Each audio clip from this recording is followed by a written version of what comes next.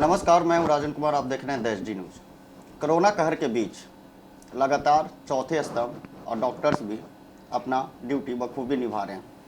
इस विकट परिस्थिति में लगातार हम लोग आप तक खबरें पहुंचा रहे हैं। लगातार डॉक्टर्स अपने परिवार से दूर होकर इस वायरस का इलाज कर रहे हैं, जो भी पॉजिटिव केसेज आ रहे हैं। डॉक्टर राजीव हैं जिन्होंने पत्रकार चौथे स्तंभ को सम्मानित किया और केक काटे, और इनसे हम बात करते हैं कि इस कोरोना जैसी महामारी में हम लोग किस तरीके से एक साथ रह सकते हैं, किस तरीके से समाज को सुरक्षित रख सकते हैं। हमारे साथ हैं सर। पहले तो बधाई कि आज इंडियन आर्मी द्वारा भी आप लोग को सबसे पहले तो मैं उन सारे मीडिया कर्मी जो हमारे डेमोक्रेसी के चौथे स्तंभ माने जाते हैं उनको मैं प्रणाम करता हूं और धन्यवाद देना चाहता हूं कि अगर आप हैं तो हम हैं। क्योंकि आज की डेट में जिस तरह से डॉक्टर्स, पुलिसकर्मी, मीडिया के लोग इस बहुत बड़ी जो महामारी पूरे विश्व में छाया हुआ है कोरोना जैसी, उसमें लड़ रहे हैं। ऐसा नहीं है कि सिर्फ डॉक्टर काम कर रहे हैं। अगर मीडिया नहीं होता तो किसी भी आम पब्लिक को पता नहीं होता कि उसको क्या करना है। आज हर दृश्य को दिखाने में मीडिया का बहुत अहम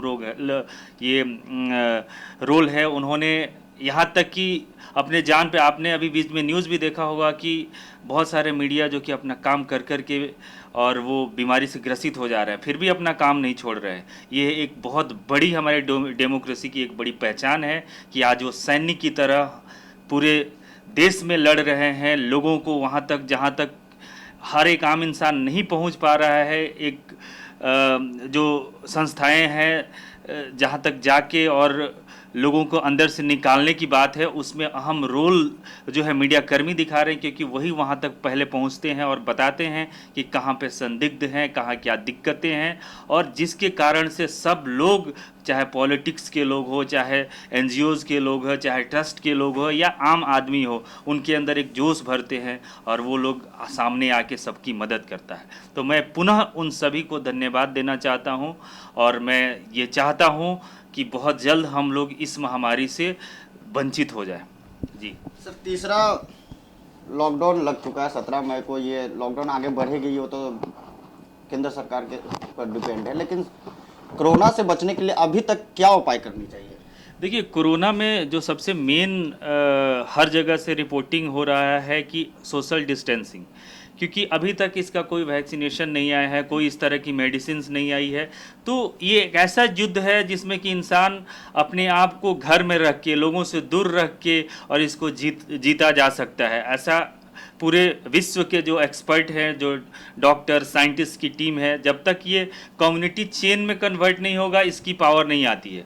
धीरे धीरे क्या होता है, ये वायरस जब एक दूसरे के संपर्क में नहीं आता है तो वो ख़त्म होने लगता है। आपने देखा भी होगा कि सिंपल पहले, इससे पहले जो फ्लू होते थे, सर्दी जुकाम जो होता है या वायरल फीवर होता था, तो वो अगर आप एक दूसरे के संपर्क में आते हैं तो उनको भी छींक आने लगता है और फीवर होने लगता है। सेम इसी तरह का ये बीमारी है, लेकिन इसका जो है डेंसिटी थोड़ा पावरफुल है, इसलिए बहुत जल्दी कम्युनिकेट कर रहा है एक दूसरे में।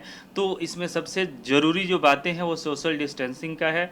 और मैं ये उम्मीद कर रहा हूँ कि धीरे धीरे अगर ये लोग, जो भी हमारे देश के लोग हैं, अगर इस चीज़ को मेंटेन करेंगे तो ये महामारी हम लोगों से बहुत जल्दी विलुप्त हो जाएगा। बिल्कुल, जिस तरीके से सोशल डिस्टेंसिंग का पालन करना, और एक तरीके से कहा जाए तो एक तरीके से वनवास है, अपने घर में ही रहें। और अगर इस वनवास को हम पार कर जाते हैं तो जाहिर सी बात है कि कोरोना से हम युद्ध जीत जाएंगे।